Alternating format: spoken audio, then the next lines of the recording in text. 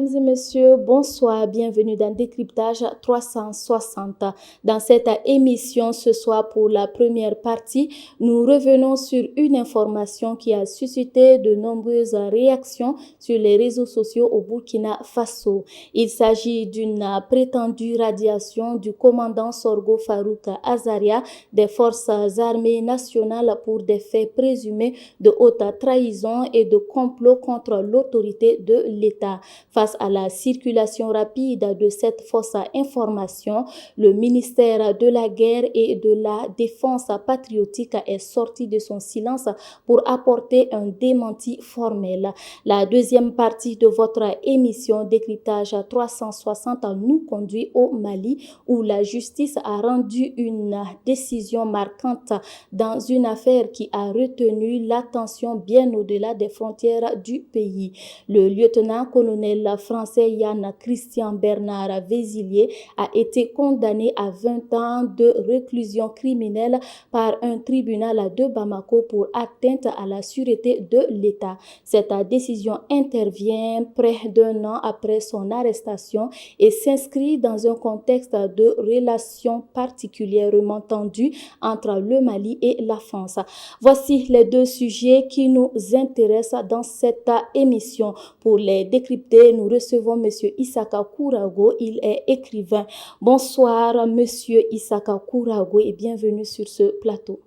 Oui, bonsoir, camarade Wandaogo. Bonsoir également à tous les citoyens burkinabés et à tous les téléspectateurs de Kaziba TV.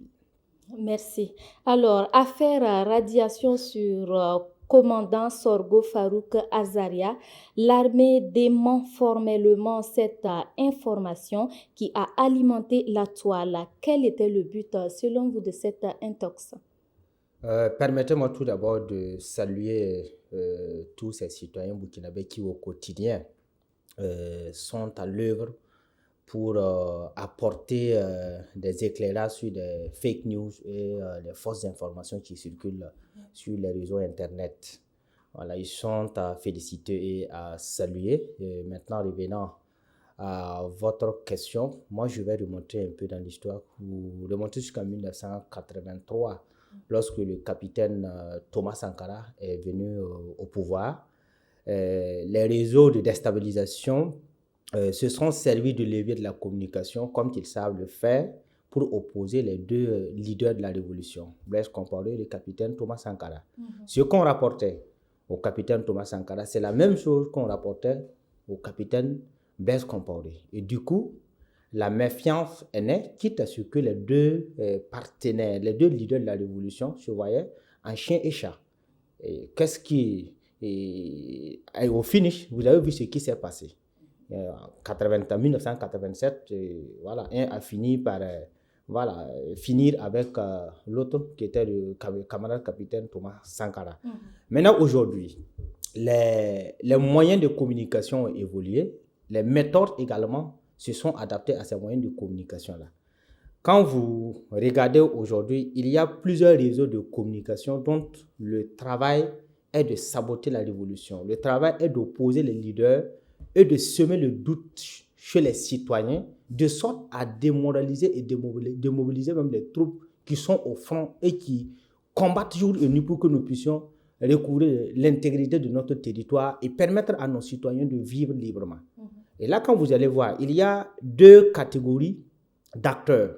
Il y a une catégorie qui est liée aux forces endogènes, c'est-à-dire qui sont sur notre territoire. Il y en a également qui sont liés aux forces exogènes. Quand vous prenez ceux qui sont sur place, moi je les classe en trois catégories. La première catégorie, ce sont des anciens dignitaires, des gens là même qui ont bénéficié beaucoup de ce pays, qui ont occupé des hauts postes de responsabilité, qui sont devenus aujourd'hui des ennemis déclarés de notre pays et qui ne veulent même pas voir la révolution poursuivre sa marche. Parce que tout simplement, ces gens étaient habitués à des privilèges luxueux et insultants et donc ils ne sont pas d'accord à ce que la jeunesse puisse prendre sa responsabilité en conduisant ce pays. Et du coup, ils se sont engagés dans une communication incendiaire et génocidaire de sorte à opposer les Burkinabés et à faire en sorte que le pays explose. Il y a une deuxième catégorie qui suit, c'était cette jeunesse qui était là, une catégorie de jeunesse des jeunes qui n'avaient aucune profession. Quand tu vas voir, c'est des gens qui vivent à l'aise, qui effectuent des déplacements à l'international, mais qui n'ont aucune profession dans la vie. Mais ces gens-là allaitaient les sacoches des hommes politiques.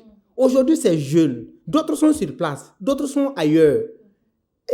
Ils se sont engagés pour faire tomber en fait le régime de la révolution parce que tout simplement, en tout cas, eux, ils n'arrivent plus à allaiter parce que ceux qui étaient là, leurs pourrisseurs ne sont plus sur place. Alors que la révolution exige à ce que tout un citoyen, chaque citoyen burkinabé se batte jour de nuit pour pouvoir se nourrir. Il y a une dernière catégorie.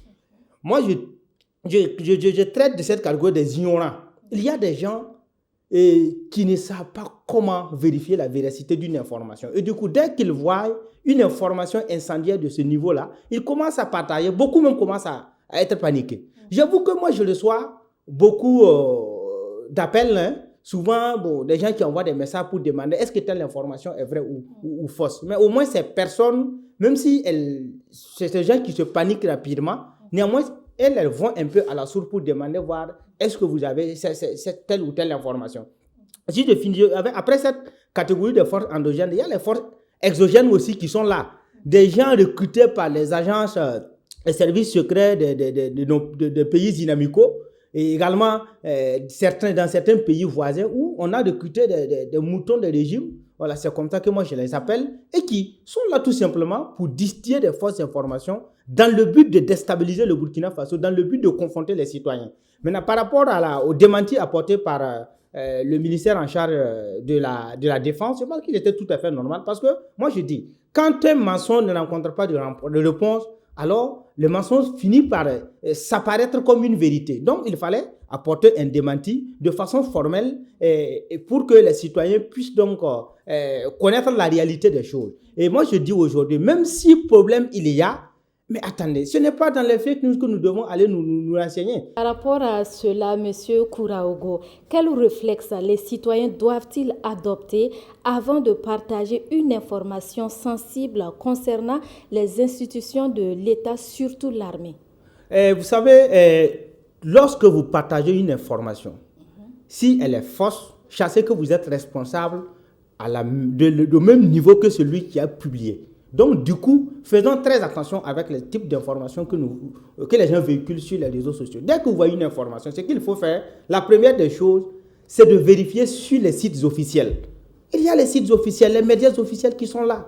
Vérifiez sur les sites des institutions de Burkina Faso. Si vous n'avez pas vu l'information, sachez que l'information est fausse. C'est ce qu'on a toujours conseillé. C'est ce que l'autorité a toujours demandé aux citoyens. Maintenant, il y en a qui, malgré la sensibilisation, je ne sais pas ce qui les pique, mais ils continuent toujours de consommer ces informations périmées-là. Donc, ce qu'il faut faire aussi au niveau des citoyens, moi, j'appelle à une responsabilité individuelle et collective. Si vous voyez ce type d'informations, ce type de mensonges qu'on véhicule là, commencez à signaler la page. Même si, en fait, Facebook, je vais dire les réseaux de communication sont souvent en complicité avec certaines personnes. Il faut néanmoins signaler parce que les algorithmes peuvent de ce fait donc commencer à sanctionner la personne qui véhicule ces fausses informations-là. Et nous ne devons pas partager toute information à laquelle nous ne sommes pas sûrs de sa véracité. Alors, cette fausse information sur la prétendue radiation du commandant Sorgo peut-elle avoir des conséquences désastreuses, bien sûr, sur le moral de son équipe?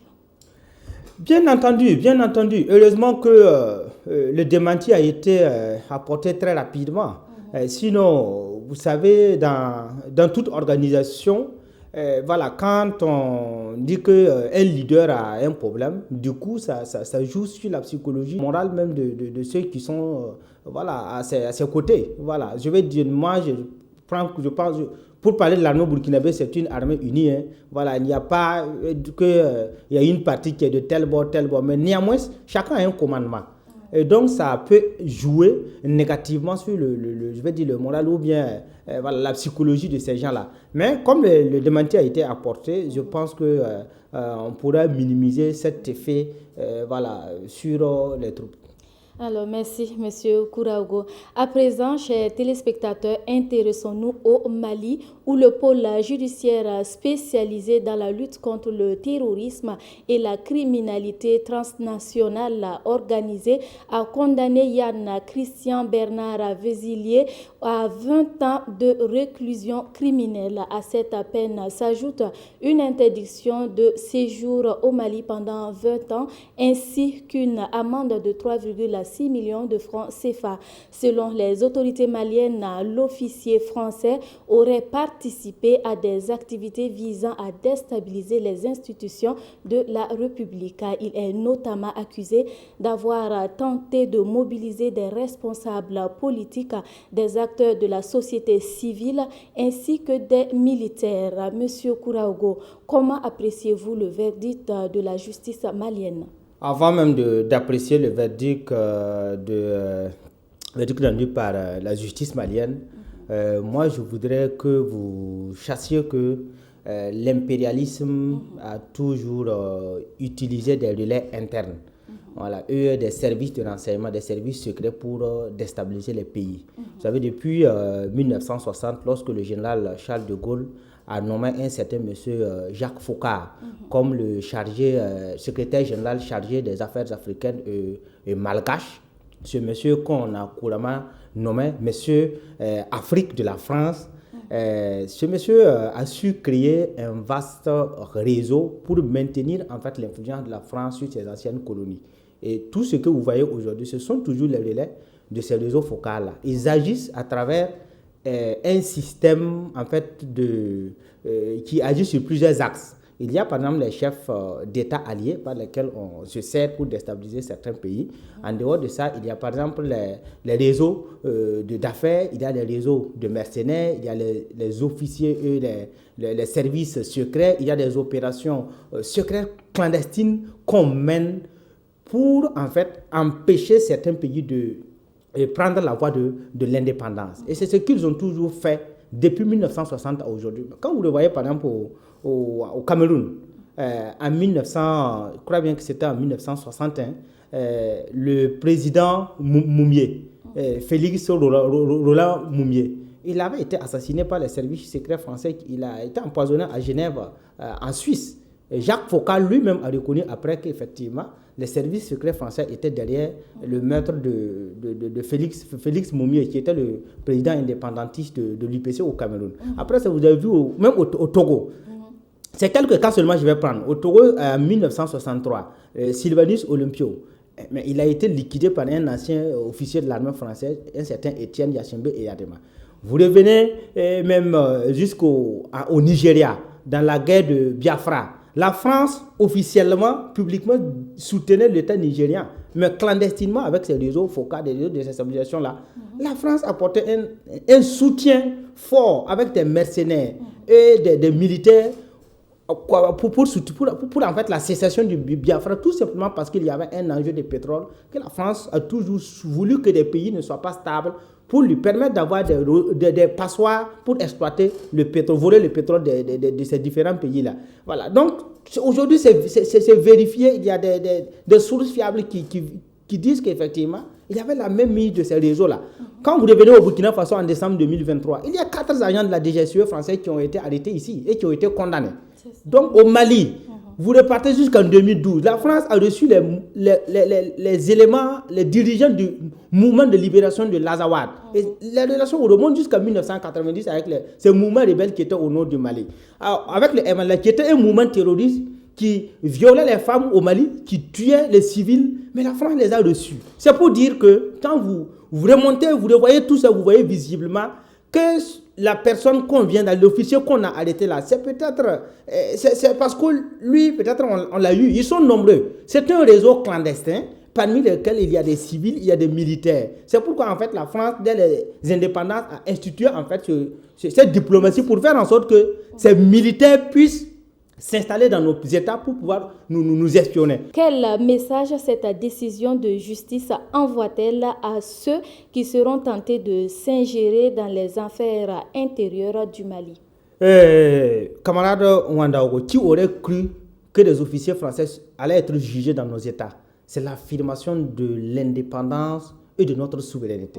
Dans les années passées, s'il y avait des problèmes de ce genre, en fait, ces officiers devraient être jugés en France. Mais aujourd'hui, tout a changé avec la voie de l'indépendance que nos pays ont opté. C'est tout simplement l'expression de la souveraineté et de l'indépendance. Et c'est également un message lancé à tous les citoyens de nos États et également à toutes ces personnes liées au réseau d'infiltration et d'espionnage français là, que dès que nous mettons la main sur vous, nous allons vous sanctionner, vous serez condamnés. Et déjà, c'est une monnaie d'échange pour le Mali et c'est déjà quelque chose de bien. Est-ce que sur le plan diplomatique, cette condamnation a un sens profond pour le Mali? Plus qu'un sens profond. Jusqu'à présent, les autorités françaises n'ont pas réagi de façon officielle. Hein. Voilà, peut-être clandestinement, il y a peut-être des entretiens, on n'en sait pas. Mais ce qui est sûr, c'est déjà un message fort. C'est tout ça qui contribue aujourd'hui en fait à rendre fou Emmanuel Macron et son clan.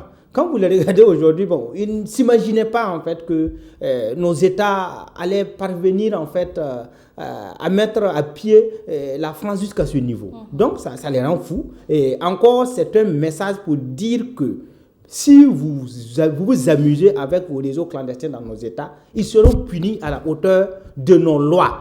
Et maintenant, en ayant en fait cet élément, cet officier en main, le Mali a une mine d'or pour moi. C'est une monnaie d'échange. Et j'avoue que la France ne peut pas négocier la libération de cet officier-là. Et le Mali aussi a quelque chose, une carte en main justement pour cette négociation. Ça a toujours été comme ça. Quand les pays sont opposés, quand on a des officiers qui sont infiltrés pour l'espionnage, même entre les États-Unis et la Russie, vous voyez parfois même la Corée du Nord, les échanges en fait des espions. Mais de tout de même, chaque partie a quelque chose à gagner. Pour moi, c'est une mine d'or pour le Mali. Alors, merci, M. Issaka Kourago, pour vos analyses pertinentes. Merci d'être passé sur Kaziba TV.